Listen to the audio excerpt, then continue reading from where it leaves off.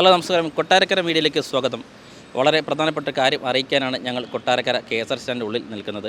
കഴിഞ്ഞ 6 ദിവസക്കാലം കൊണ്ട് കൊട്ടാരക്കര KSR സ്റ്റാൻഡിലെ ശൗചാലയം പൂട്ടിയിട്ട അവസ്ഥയിലാണ് പല യാത്രക്കാരും കണ്ടുവരുന്നത്.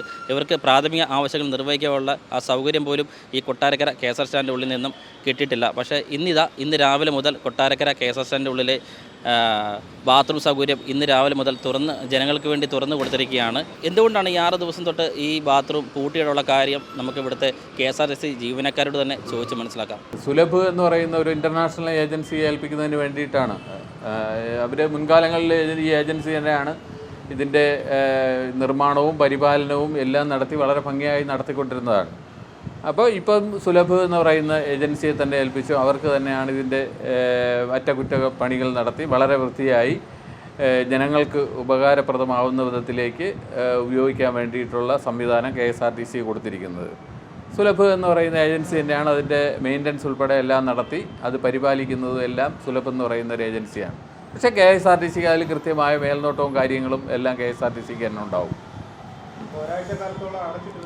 അപ്പോൾ അതിൽ ചെറിയ മെയിൻ്റനൻസും അത്യാവശ്യ വർക്കുകളൊക്കെ ചെയ്യേണ്ടതുണ്ടായിരുന്നു. അതിൻ്റെ വർക്കെല്ലാം സ്റ്റാർട്ട് ചെയ്ത് ഇളകിയ ടൈലൊക്കെ മാറ്റി എല്ലാം വളരെ ഭംഗിയായിട്ട് ചെയ്യുന്നതിന് വേണ്ട നടപടിയാണ്. അപ്പോൾ അതിൻ്റെ വർക്കെല്ലാം അവരിന്ന് സ്റ്റാർട്ട് ചെയ്തിട്ടുണ്ട്. അതിൻ്റെ ബാക്കിയെല്ലാം വളരെ ഭംഗിയായിട്ട് ചെയ്യാൻ വേണ്ടിയിട്ടുള്ളൊരു നിർദ്ദേശം ബഹുമാനപ്പെട്ട നമ്മുടെ ഗതാഗത വകുപ്പ് മന്ത്രിയുടെ ശക്തമായ ഇടപെടലിൻ്റെ ഭാഗം, അതായത് പൊതു ശൗചാലയങ്ങൾ KSRTCയുടെ എല്ലാം തന്നെ വളരെ ഭംഗിയായി നടത്തണം, വളരെ ഭംഗിയായിട്ട് അത് മെയിൻറ്റെയിൻ ചെയ്ത് ജനങ്ങൾക്ക് ഉപയോഗപ്രദമായ രീതിയിൽ ഉപയോഗിക്കണമെന്നുള്ള നിർദ്ദേശത്തെ തുടർന്നാണ് ഇത്തരത്തിൽ സുലഭ് എന്ന് പറയുന്ന ഒരു ഏജൻസി ഏൽപ്പിക്കുന്നത്.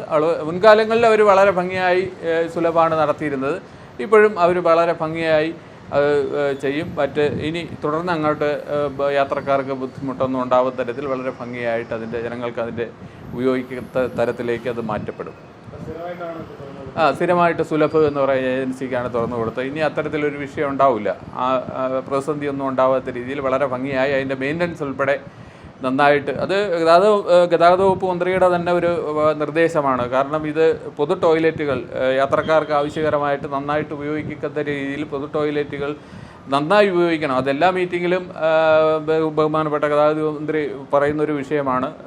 പൊതുജനങ്ങൾ ഉപയോഗിക്കുന്ന ടോയ്ലറ്റുകൾ വളരെ വൃത്തിയായും ഭംഗിയായും സൂക്ഷിക്കണമെന്നുള്ളത്.